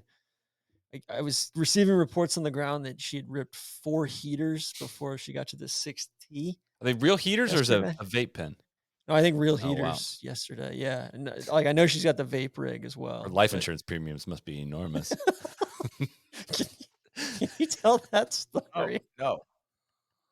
No. Carl, what happened with Carlota Saganda this week, DC? This is a legend. I mean, I got it from like 4 different people, caddies, officials. Neil, help me with media this. What do you people. think Neil TC's scale is? When he's got it from 4 people, is it 1.5? Or what do you think his multiplier is? Oh, For Yeah, how many I people don't he know hears if she's from? getting 4 sources No, I got on it. Segonda's slow play at the. No, I at won't an tweet it LPGA. out unless I have it from 2 people at least. And then afterwards, That I doesn't talked equal to 4. other It's people. just for No, the I know. I record. eventually got it from 4 people, so it is very much confirmed. Carlota hit it in the wall. She teed off. I don't know why they sent her off 5 minutes before the next tee time. Maybe because she's a fucking single and she should be flying. But like her caddy's aim pointing from 30 feet away. It's crazy, or doing plumb bobbing and all that stuff. But it's Carlota goes off solo Saturday morning and birdies the first hole, and the group behind her is waiting on the tee on the 4th hole. She hit it in the water. She was waiting for a ruling and all that. Don't care at all. You should be a hole and a half in front of the next group, at least at that point. And I guess she played, I'm not sure, I don't think anybody waited on her the rest of the day, but if you are she is the slowest player on tour. And she seems delightful. I like Carlota, but you gotta be self-aware, right? And it's so bad, to be first off and people to be waiting for you on the 4th tee is egregious. That should be auto DQ if you're in that position. Cool, get off the golf course right now. You're not getting a paycheck this week. Get out of here. I wish there was some way that slow play became a priority for the That's the other thing with for LIV. both tours. Supposedly there were all sorts of Phil and Bubba were playing slow as shit this week, I guess. Just clogging, and that's a shotgun. So everybody's on the course at the same time. And I guess Phil's new caddy's wildly slow, and Bubba's been doing all sorts of weird stuff playing slow. And it's man, you really can't do that in a shotgun because you're clogging up the whole course all the way around. Circular. Bad. Clogging up the drain. What's up with the Carlton Woods members, TC? You got 25 of them reaching out to you? Yeah. I would say probably a dozen, honestly. They were God damn, man. You want to talk about some angry men. This is the golf course that the Chevron was at last week. Yeah. That we were mildly I critical of the don't- golf course. I don't think I think we were pretty positive about it. Hey, it was better this year than it was last year. Seems like a good country club golf course. Is it major championship worthy? Probably not. Do we like the changes they did year over year? Do they need to get rid of the backpack blowers in the background? Yeah. But I think overall, I don't think we were unfair to it at all. I give them props for hosting the event and all that. I don't think Houston's a great golf city. And I got more DMs and emails from members that were just, I guess it's called Cartel Woods is what is their their nickname. But they were just, oh my, like you've never fucking been here before. You have no idea what this place is about. What constitutes a championship major venue? And I'm like, I don't know, man. It's like porn. I know it when I see it, right? It's, and Hell it's like, yeah. I don't think we said anything unfair about the place. It's just like they're playing the AIG Women's British Open at the Old Course Yeah. this Do year. you want to go up against Playing the the US rest of the lineup? Open at Lancaster. Lancaster Country Club, and they're playing the KPMG Women's PGA at Sahali. Yeah. Like, I think those are in slightly different, and then the Evian's not a real major. Totally. And so I think like those are in a slightly different stratosphere than Carlton Woods. How dare you, TC? And yeah, God, when they so- showed the aerials, any aerials from the Chevron, the houses around that course were like bigger than anything I've ever seen. Like, that's where P lives. You live in Brooklyn, though. That's probably well, no, but like I know like Country Club of the South in Atlanta, those houses are like triple the size of the where the Texas. Everything's bigger in crazy, Texas. crazy. But yeah, they're just so hostile, and I'm just like, why? Like, you guys are, I don't know. It's strange. It's strange. So I'm monitoring it. Solid. Good to know. We had Tommy Ladd was caddying for his stepson this week on the Challenge Tour. Love to see that. That was some wholesome content. And I know you love. That's big of you to say. I'm a Tommy fan. As soon as I saw the picture of the trophy in Japan, I knew TC was going to love that one. It's a helmet trophy at the Handa there. Yeah, that was sweet. I think Handa. I wish that was a bigger event. I wish that's another example of like, hey, like, why can't we play the DP World Tour? Like, why can't we fold that into the Japanese Open? Like the Japan Open and Dunlop Phoenix, stuff like that. All right, we got a lot of other stuff to get to. We can kind of move a little bit quickly through some of this stuff, but the equity was doled out, I guess, is a way of phrasing it this past week on the PGA Tour side. I'm citing a few quotes from Sean Zock's article on golf.com, but players receive a capital interest award for a specific piece of PGA Tour enterprises. Based on a myriad of factors, players will be ranked via a specific number of membership units akin to a stake in a company, the value of which will vest over a specific period of time. High-performing players will receive a greater stake in PGA Tour enterprises, which will be home to the Tour's commercial operations. That's where SSG's money is going, which they hope will increase in value over time. I figured, why don't we just do a few frequently asked questions that a lot of people are going to ask about this. There are a lot of these were answered in Sean's article as well, but You can ask me. You can ask me the first one, Solly. I can help you with this. I read that article in detail. What about China? No comment on that one. So, Solly, next question. So did players receive a big cash payout? No, they did not. I think you could think about these like restricted stock units. So it's an 8-year vesting cycle. So they will be paid out 4 years. They'll get 50% of their equity based on $12.3 billion valuation for PGA Tour enterprises. So whatever, and they're keeping it confidential. So whatever equity grant you got, the first vesting, 50% will vest in 4 years. But what's sick about that is there's gonna be a massive tax bill with that because they'll be taxed as like income, even if it's like there's no liquidity event. And then 2 years later, 25% more will vest, and then the final 25% in 8 years. And well, I guess it's part of the frequently asked questions, but I'll just skip to it.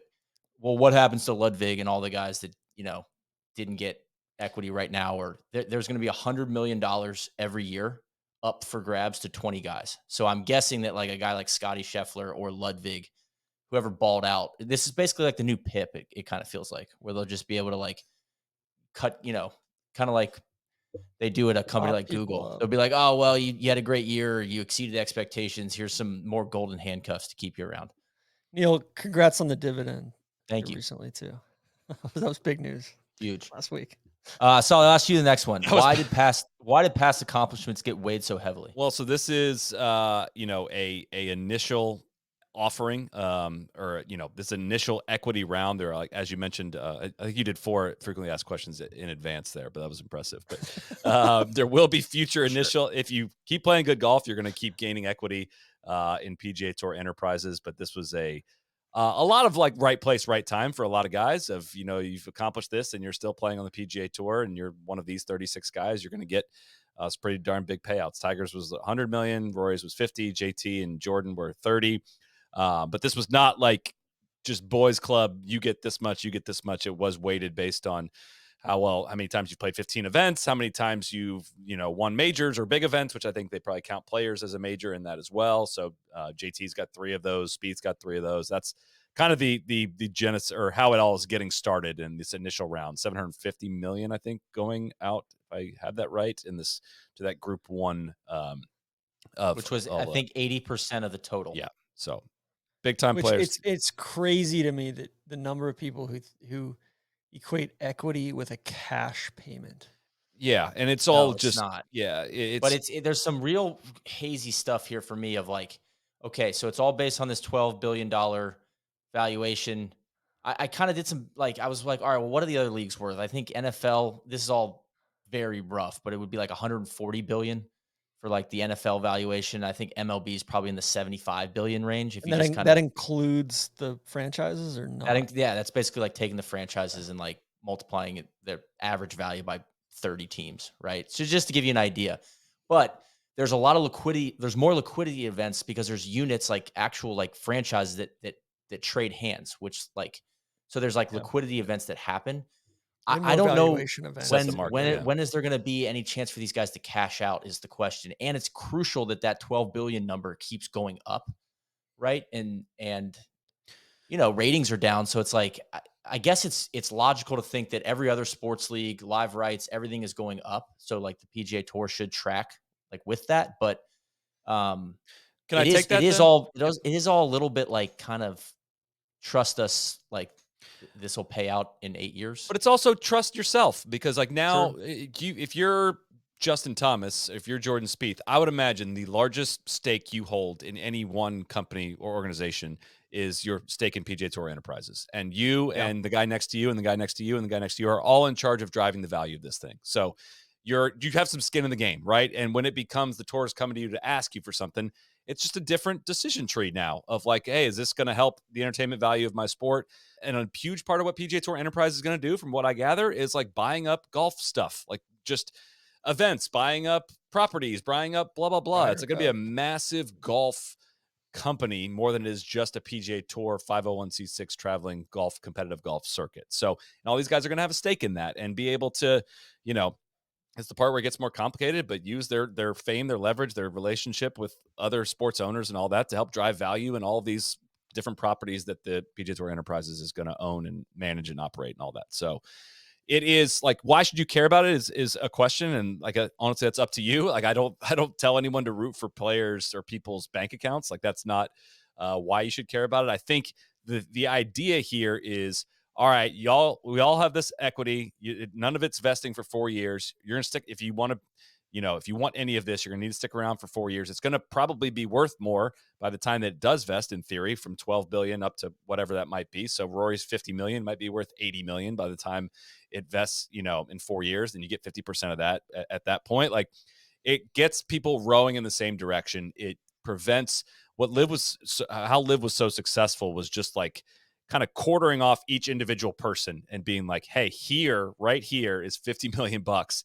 Do you want to leave all that other stuff behind? You have no stake in it. Like, you got to go play for all of that. Like, how does this sound right now? And that was really appealing.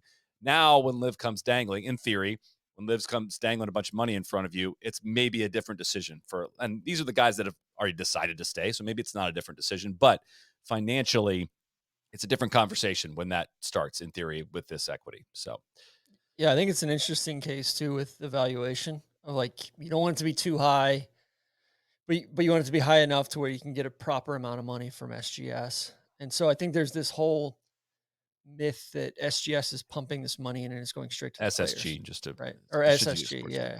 So, yeah, sorry, yeah, not the shotgun start.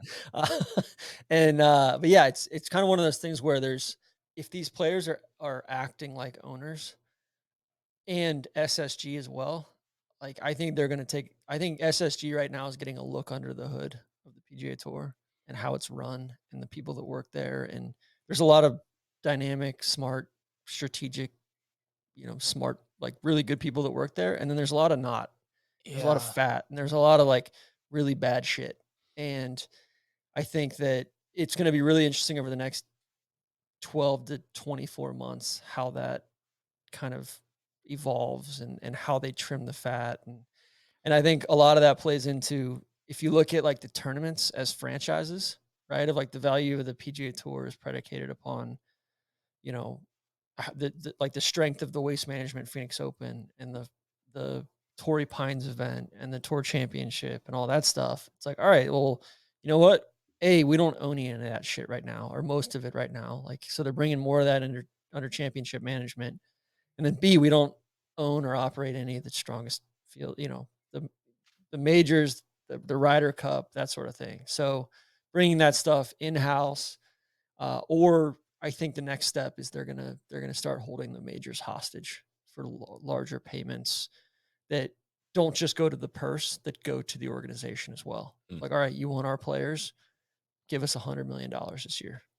You know, like I could see them doing that with Augusta. And you know, who knows? Maybe Hurley and Dunn and those guys are shielding Augusta from that a little bit, but I could see that being a USGA or PGA of America thing unless they play ball in the Ryder Cup. I just hope we get like 0.72 Steve Cohen and Home Depot Arthur Blank, and not Mets Steve Cohen and freaking Falcons Arthur Blank, based on the draft a few nights ago. But that's we can take that on a different and Sunday. John Henry for that matter too. God, dude. I mean, The Red Sox aren't exactly killing. Like, oh yeah, these guys are great business guys, no doubt. We listen to the Trap Draw when we do the owners breakdowns, but some of the decisions they make with other franchises they own worry me a little bit. On other PGA Tour notes, Rory potentially pending a vote heading back to the board. Another flip-flop from Rory. Quite some surprise. I'd imagine this has something to do with, I would think, I really don't know. This is a total guess, and this is not sourced information. Has something to do with something getting close. He has a good relationship with Yasser. Some more representation on that board of people that have a good relationship with Piff and Yasser and can hopefully see things through to an agreement. Would be my thinking. I have not. That is, again, just total speculation on my part, but I would have to think that has something to do with it. I think that's probably some of it. I think some of it's also like Webb just doesn't want the heat anymore. He's got his exemptions. He's good. I think Webb wants out of the fucking kitchen. Yeah. He's going to get his Quail Hollow exemption and all that. And he's like, you know what? I'm good now. I also think Rory could, like, he's seeing how slow this thing is going. Guy Kinnings had quotes this week about how slow this thing seems to be. That all three parties have not met. The quote was maybe, I when I first read it, it was that nobody had met. I think it was like hey, I haven't been involved with anything yet. Which totally. But I like that Guy Kinnings is kind of voicing up and saying, you know what, like, we're over here too. Because I think the European Tour, DP World Tour, they could easily throw a wrench into this thing and say, you know what, we have all these tie-ins with the governing bodies and the LPGA and all that. We are going to basically set up a world tour with PIF, right? And it's the PIF DP World Tour, and they bring, you know, let's say they bring the Australian Open, or they bring the Dunlop Phoenix in Japan, or they bring all the, you know, all this other stuff under them. And basically, and then Rory's got a good relationship with PIF. He's got a good relationship with the DP World Tour. And then they say, all right, cool. And you know what? The LIV guys can play here as well. That could be very much a cheat code to, like, you know what, like, Jay, it could actually be the global tour. Exactly. And it's like, Jay, either get your shit together, or, you know what, man, like, we're going to just, all right, cool. Like, you want 100% of the equity in this thing. Cool. We're going to go over here, and you can have 100% of the equity in something that's not going to have any value anymore.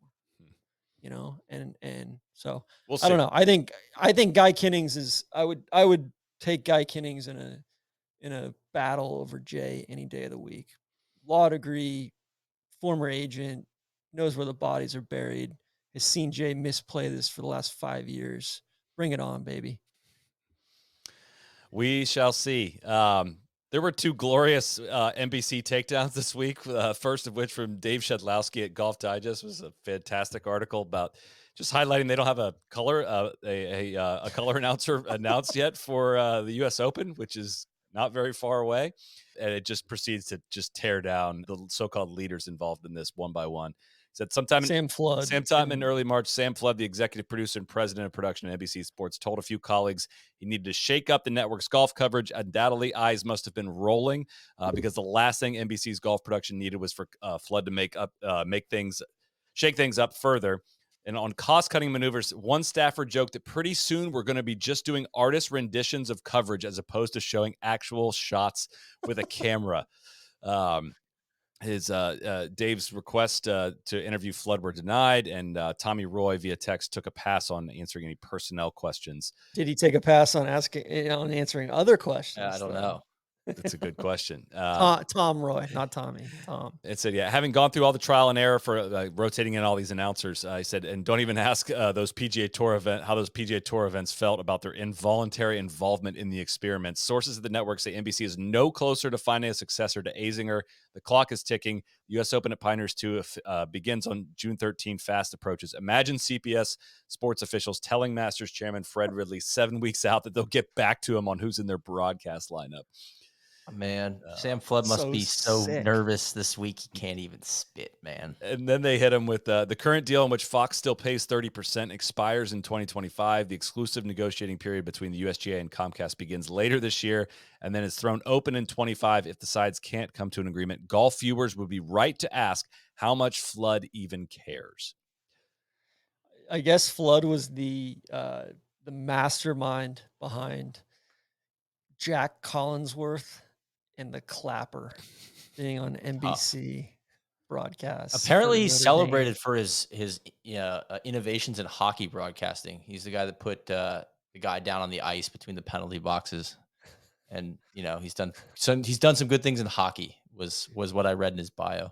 It is such an unserious organization, and the great part is though, like they're just getting started with the PGA Tour deal. That doesn't expire till 2030. We're only in year 2 or 3 of that, right? It's amazing. It's gonna be fantastic. I'm curious. I'm actually very interested to see what they do with the Olympics this year.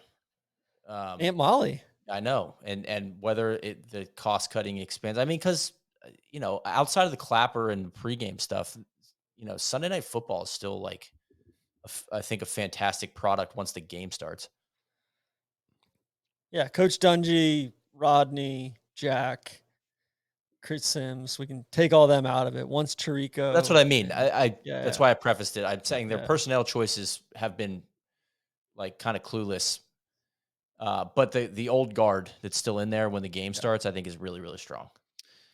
We won't get into too much of this, but Dan Wolken at USA Today also took them to task for just coming up woefully short on delivering on Nelly Corda's moment at the Chevron. Total lack of quality of cameras and flipping back and forth between the Heritage and the LPGA, which again is all stuff that we've said for many, many years, but to see that get a little bit more run in some more public places was a delight to see. So I don't know. Brian Roberts, it's disgusting what they're doing to golf. And like, all this stuff about growing the game and all that. Like some of the hypotheses about why Masters ratings were down were because people were out playing the game. And I think there's this natural kind of battle between professional golf and people going out on a Saturday or Sunday and just being like, you know what? I'm just going to go play golf instead of watching this shit that you're putting on my TV. Let it burn. There you have it, TC. We have Torah Sauce episode 3 will air this Wednesday at 9 p.m. Eastern. We are making our way to Melbourne and have a lot of episodes ahead of once we get to there, and a lot of other stuff in between. It's going to be fantastic. TPC Craig James week with Spieth and Zalatoris in the field for the Byron Nelson. Remember the 5. We have LIV Singapore, and then LPGA is off this week. So, Sally, it's the CJ Cup honoring Byron Nelson. Thank you for that. I am tired. I did not know we were going to go an hour 45 on Zurich weekend, but listen, quarterbacks and LIV Adelaide are going to take up some time. So thank you everyone for tuning in. We will see you back here next week. We got TC and I got a little travel coming up this week, doing a little filming. We are going to have a ton of videos coming. Please subscribe to our YouTube channel. You can watch these podcasts on our podcast YouTube channel as well, or just listen to them wherever you want to likewise. So thanks everyone for tuning in. See you back here next week. Cheers. Go Cleeks. For FanDuel, you must be 21 and older, 18 and older in D.C. and President select states. FanDuel is offering online sports wagering in Kansas under an agreement with Kansas Star Casino, LLC. Gambling problem? Call 1-800-GAMBLER or visit FanDuel.com/RG. In Colorado, D.C., Iowa, Michigan, New Jersey, North Carolina, Ohio, Pennsylvania, Illinois, Kentucky, Tennessee, Virginia, and Vermont. Call 1-800-NEXT-STEP or text NEXT-STEP to 53342 in Arizona, 1-888-789-7777, or visit ccpg.org/chat in Connecticut, 1-800-9-WITH-IT in Indiana, 1-800-522-4700, or visit ksgamblinghelp.com in Kansas, 1-877-770-STOP in Louisiana. Visit mdgamblinghelp.org in Maryland. Visit 1-800-GAMBLER.net in West Virginia, or call 1-800-522-4700 in Wyoming. Hope is here. Visit gamblinghelplinema.org or call 800-327-5050 for 24/7 support in Massachusetts, or call 1-877-8-HOPE-NY or text HOPE-NY in New York. See you next week.